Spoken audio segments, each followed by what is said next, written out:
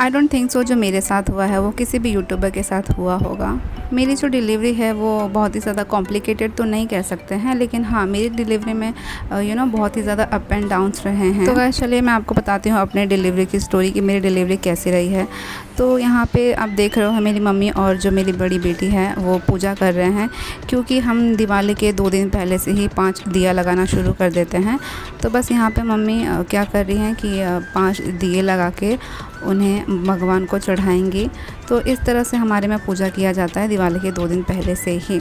तो घर में साफ़ सफाई चल रही थी और बहुत कुछ काम हो रहा था, और दूसरी तरफ जो है मुझे कमर में पेन होने लगा था। तो मैंने अपनी मम्मी को जो कहा है कि मुझे मम्मी दर्द हो रहा है, तो मम्मी ने मुझे समझाया कि ठीक है ये दर्द हो रहा है, लेबर पेन हो रहा होगा, तो तुम बर्दाश्त करो थोड़ा, जब तुम्हें ज़्यादा लेबर पेन होने लगेगा तब हम चलेंगे।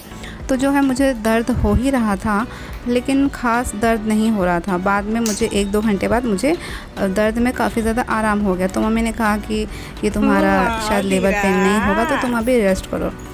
तो बस मम्मी जो है दूसरी तरफ इतना मुझे कह के मेरी बेटी के लिए मार्केट से कपड़ा लेके आई। तो बस उसे ट्राई करके दिखा ही रही थी कि मतलब पहन के देखो, दिवाली के दिन पहनेंगे तो कैसा लगेगा।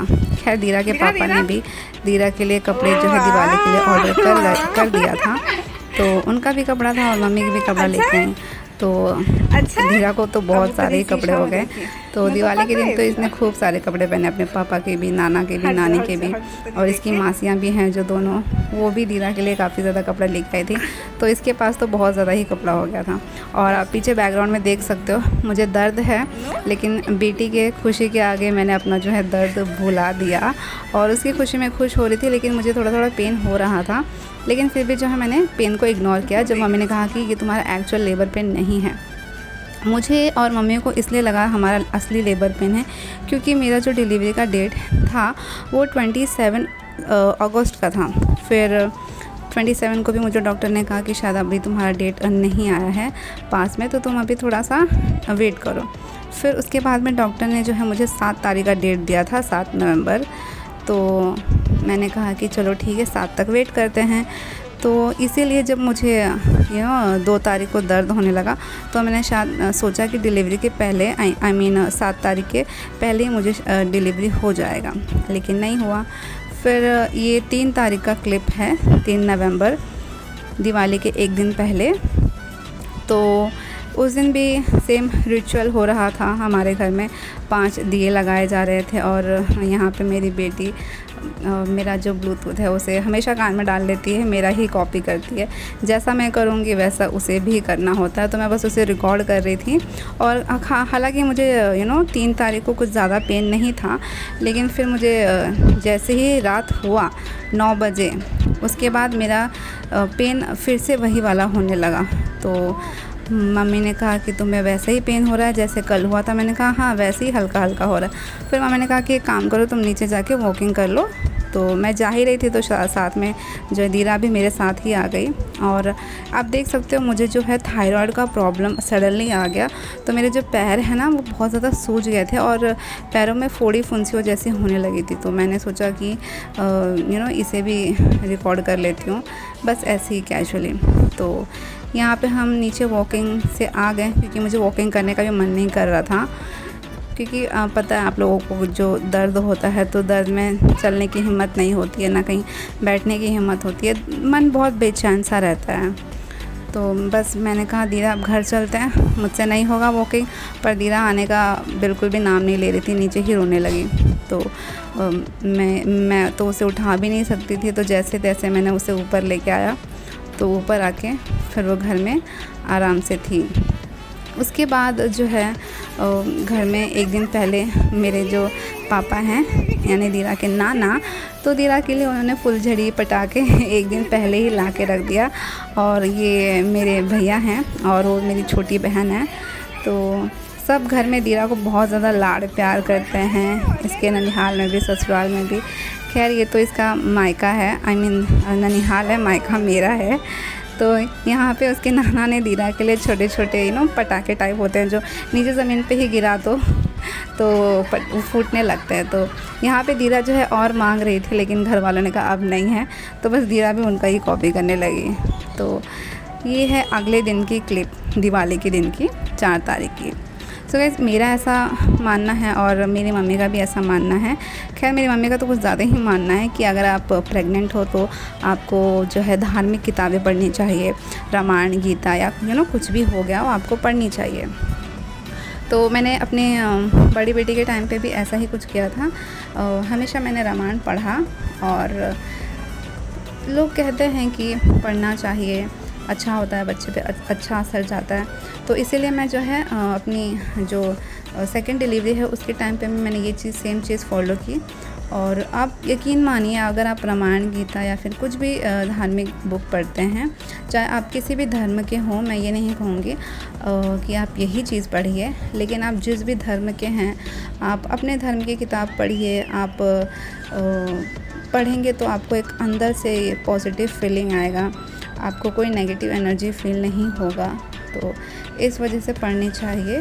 खैर ये तो आपके ऊपर है और सबकी अपनी अपनी सोच है, आपको जैसा लगे आप वैसा कर सकते हैं। बट हमारे घर में हर कोई फॉलो करता है। मेरी भाभी का भी सेम चीज़ ही है, वो भी यही फॉलो करती हैं। तो यहाँ पे दीरा आ गई और हमेशा जो है दीरा आके मुझे डिस्टर्ब कर देती है अगर दरवाज़ा खुला हुआ हो तो मैंने दरवाज़ा तो बंद किया था, लेकिन अब तो वो बड़ी हो गई है तो दरवाज़ा भी खोलना सीख गई है। तो बीच बीच में आके बस ऐसे ही डिस्टर्ब करते रहती है मुझे।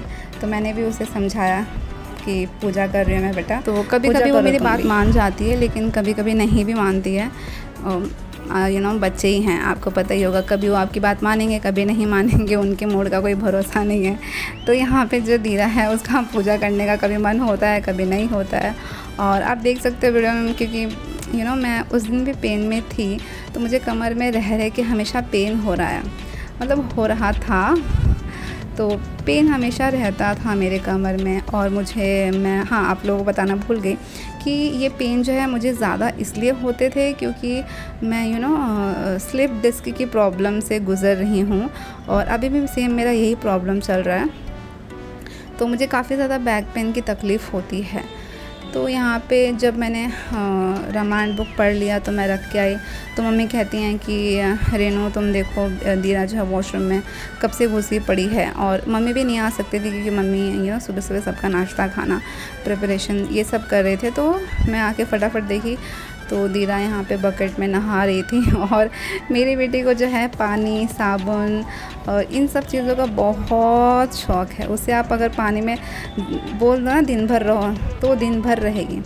तो इस तरह का कुछ सीन है मेरी बेटी का। तो मैंने जैसे तैसे उसे नहला के निकाला वॉशरूम में से और फटाफट कंबल में ये ढक दिया ताकि उसे ठंड ना लगे, क्योंकि उसे ठंड बहुत ज़्यादा जल्दी पकड़ लेती है।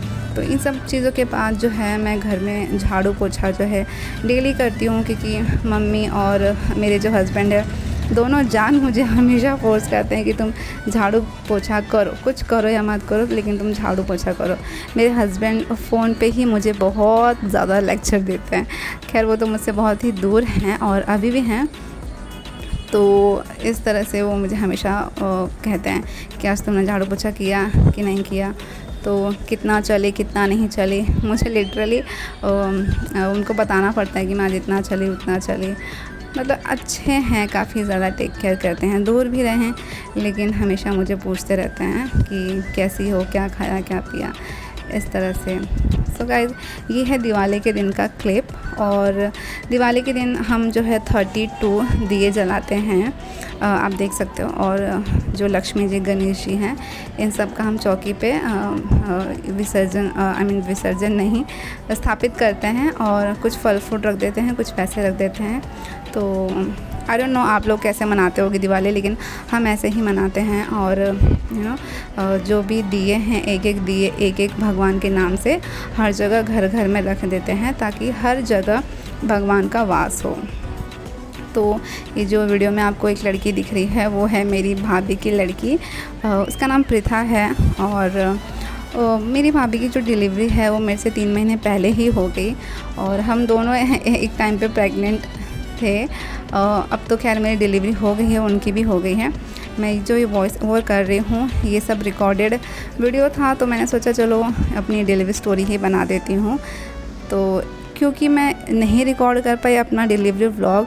गाइस आपको पता है मेरे यहाँ पे हस्बैंड है नहीं कि वो हमेशा रिकॉर्डिंग करते रहें, और जो मेरी सिस्टर्स हैं वो हमेशा अपने जॉब पे, और एक जो सिस्टर है वो अभी कॉलेज में है, तो नहीं हो पाता है। और जो कॉलेज में है तो वो मुझसे काफ़ी ज़्यादा दूर है, वो पास नहीं है मेरे, वो हमसे दूर रहती है हॉस्टल में, तो इस वजह से। और मम्मी तो मैं आपको बता दूँ मेरी इतनी खास पढ़े लिखे हैं नहीं कि वो फ़ोन चला पाएँ, वीडियो रिकॉर्डिंग कर पाएँ। खैर मेरा बहुत ही मन था कि मेरा जो डिलीवरी व्लॉग है वो रिकॉर्ड हो, लेकिन आप आगे सुनेंगे कि मेरी जो डिलीवरी है वो कैसे हुई तो आप भी शॉक रह जाओगे कि मैं खुद भी नहीं अपना व्लॉग कर पाई।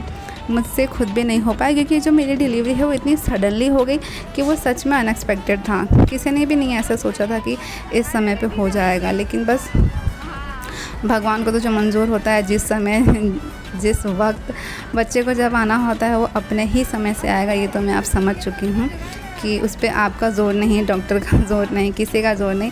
बच्चे को जब इस धरती पे जब आना है, इस दुनिया में जब आना है, वो तभी ही आएगा। तो ये 4 तारीख का क्लिप है। तो 4 तारीख को, हाँ 4 तारीख को ही दिवाली थी ना, तो उसी दिन का क्लिप है। और यहाँ पे मेरी दोनों बहनें हैं। दिवाली के दिन मेरी जो छोटी बहन है वो हॉस्टल से आ गई थी, तो वो है वाइट वाली जो उसने ड्रेस पहना है, और जो मरून कलर का पहना वो मेरी छोटी सिस्टर है। हम 3 सिस्टर्स हैं, मैं सबसे बड़ी। तो इस तरह का कुछ सीन था। और ये है पृथा, मेरी भाभी की लड़की। तो इसे भी मम्मी जो है कुछ इस तरह से सुला के भगवान का जो पैर पड़वा रही थी। और ये है दीरा छम छम करते हुए जा रही है। सो गाइज़ ये था नेक्स्ट डे का व्लॉग कह लो, फिर छोटी सी रिकॉर्डिंग है कह लो।